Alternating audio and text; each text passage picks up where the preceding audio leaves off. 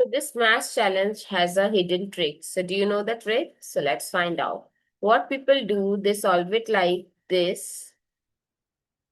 2 times 2 as 4 and 4 divided by 4 as 1 and 2 power 4 minus 1. 2 power 4 is 16. 16 minus 1 is 15, which is the wrong answer. Yes, you heard it right. When an expression like this, 2 power 4 minus 4 divided by 2 times 2, there are multiple operations like exponent, then subtraction, then division, then multiplication, then you have to always follow order of operation, which is also known as BODMAS or PEMDAS rule.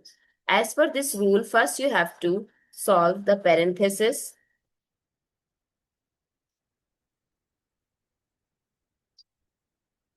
exponent,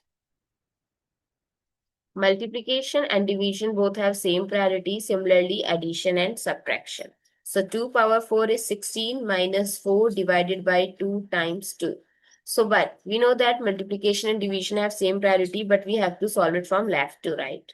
So 16 minus 4 divided by 2 times 2. So this will cancel out. 16 minus 4 is 12.